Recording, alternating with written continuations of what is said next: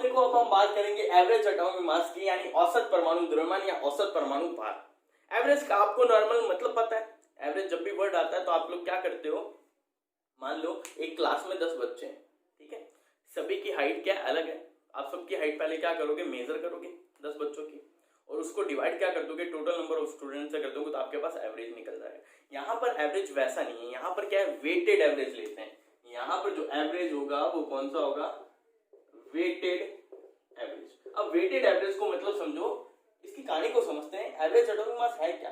Average atomic mass का मतलब ये, कोई भी स्पीसीज एलिमेंट की या कोई भी एलिमेंट का एटम, कोई भी स्पीसीज है, वो इस दुनिया में, वो इस अर्थ में कितनी अबंडेंस रखती है, वो इस दुनिया में, इस अर्थ में कितनी अबंडेंस रखती है, उसका परसेंट जो भी होगा, उसका परसेंट जो भी होगा, उसको मैं क्या करूं, उसके मास या सिंपल जो हम बोलते हैं एटॉमिक मास बोल दूं मैं इसे, उससे क्या करूं, मल्टीप्लाई करवा दूं, तो मेरे पास यहां पर जो एवरेज आता है वो कौन सा आता है, वेटेड एवरेज आता है। और उसी को हम क्या बोल देते हैं, एवरेज एटॉमिक मास बोल देते हैं। तो हुआ क्या, स्पीसीज यहां पे कौन सी लेनी है, कोई पर्टिकुलर आइसोटोप होगा मेरे पास, कोई समस्थानिक होगा किसी एलिमेंट के, ठीक है। मान लो फॉर एग्जांपल ऑक्सीजन लेते हैं, ऑक्सीजन 16, ऑक्सीजन 17,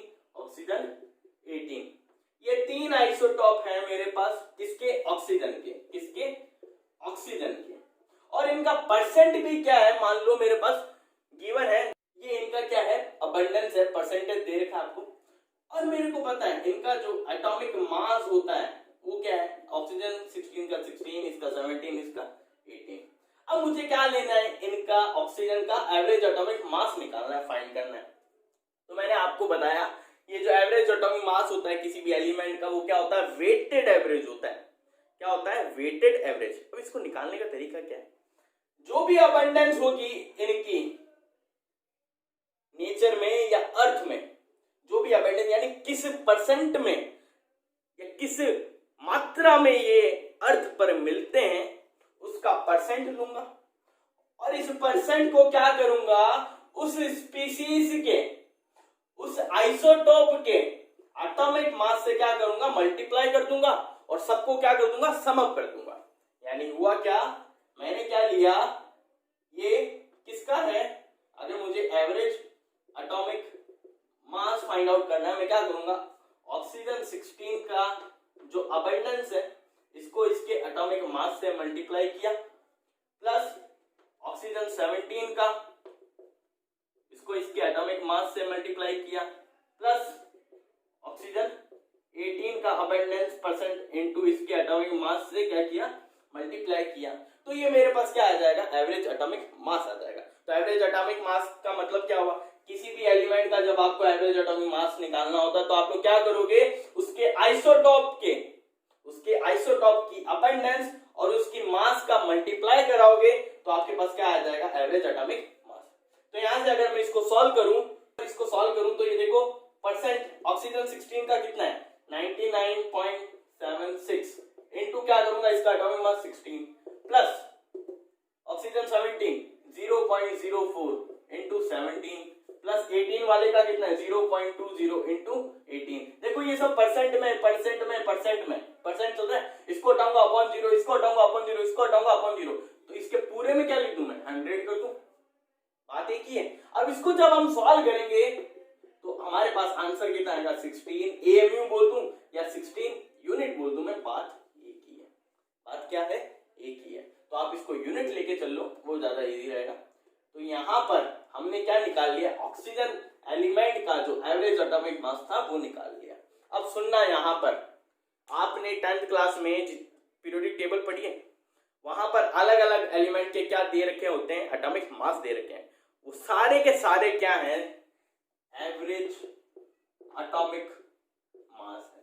क्या है, एवरेज एटॉमिक मास है। वहां पर हर एलिमेंट के आइसोटॉप का क्या लिया गया है, एवरेज एटॉमिक मास लिया गया, फिर जाकर के उस एलिमेंट का एटॉमिक मास बताया गया है।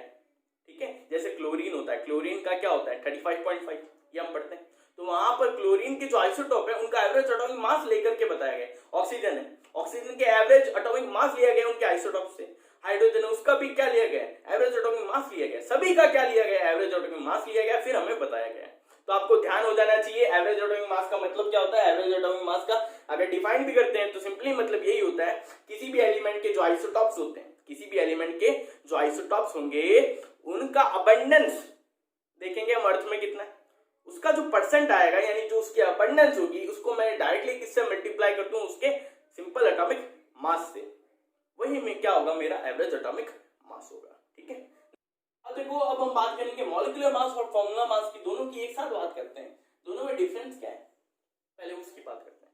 मॉलिक्यूलर मास का मतलब क्या होता है उसको समझना।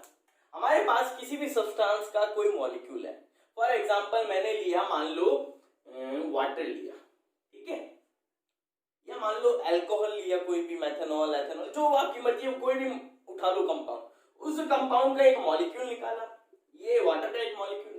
इस वाटर के एक मॉलिक्यूल में, इस वाटर के एक मॉलिक्यूल में देखूंगा जो एलिमेंट है, जो एलिमेंट है उन सब के एटॉमिक मास का सम कर दूं तो मेरे को क्या मिल जाएगा, इस मॉलिक्यूल का मॉलिक्यूलर मास।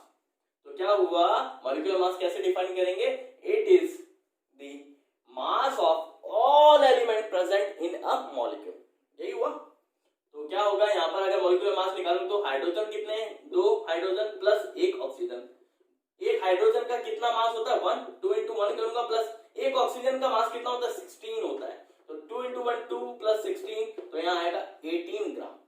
तो यानी ये जो एक मॉलिक्यूल है इसका मास कितना हुआ, या मॉलिक्यूलर मास कितना हुआ 18 ग्राम, ये होता है मॉलिक्यूलर मास।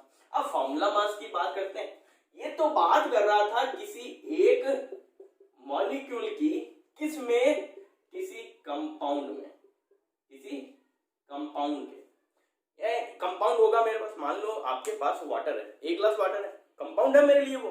अब उस कंपाउंड में एक मॉलिक्यूल निकाल के देखता हूं, तो एक मॉलिक्यूल निकाल के देखा, उसका क्या निकालूंगा मैं, ये तो चलो ठीक है, एक मॉलिक्यूल निकाल के आप क्या निकाल लोगे मॉलिक्यूलर मास, लेकिन फॉर्मूला मास कुछ हटकर है सेम ऐसा ही, लेकिन कुछ बात अलग कहता है। वो बात क्या कहता है सुनना, जितने भी हमारे पास आयनिक कंपाउंड्स होते हैं, क्या होते हैं, आयनिक कंपाउंड्स होते हैं, जितने भी हमारे पास आयनिक यौगिक होते हैं, आयनिक कंपाउंड्स का मतलब क्या होगा, NaCl हुआ, ठीक है, पोटेशियम क्लोराइड हुआ, ठीक है, सीजियम क्लोराइड हुआ, ये जितने भी आयनिक कंपाउंड आपको नजर आते हैं ये सभी के सभी क्या होते हैं, जाइंट मॉलिक्यूल, बहुत बड़े मॉलिक्यूल होते हैं, बहुत बड़े मॉलिक्यूल्स होते हैं।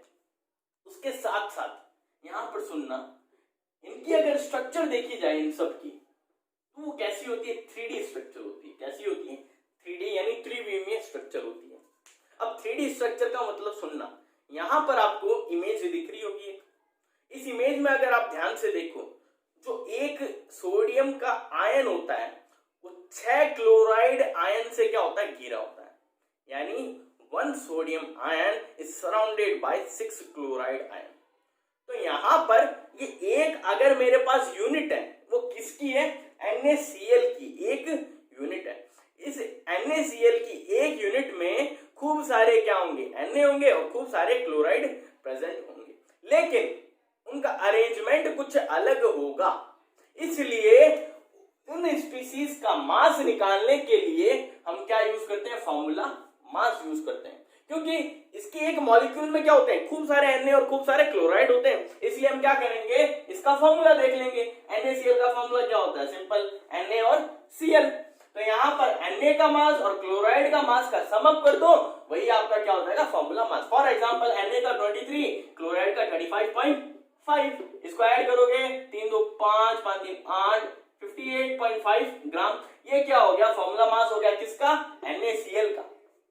तो यहाँ पर सिंपल सी बात क्या ध्यान रखनी है, फॉर्मूला मास जो होता है वो किसका निकलता है, ऐसे मॉलिक्यूल्स जो बहुत बड़े होते हैं, जो बहुत बड़े होते हैं, या मैं बोल सकता हूं उनमें खूब सारे कैटायन और खूब सारे एनायन प्रेजेंट होते हैं। इसकी वजह से हम क्या करते हैं, उस मॉलिक्यूल में उसका जो फॉर्मूला होता है उसी का क्या करते हैं, मास निकालते हैं, वही अपना क्या है, फॉर्मूला मास होता है। किसकी बजाय मॉलिक्यूलर मास की जगह क्या लेते हैं, फॉर्मूला मास, बस ये डिफरेंस है।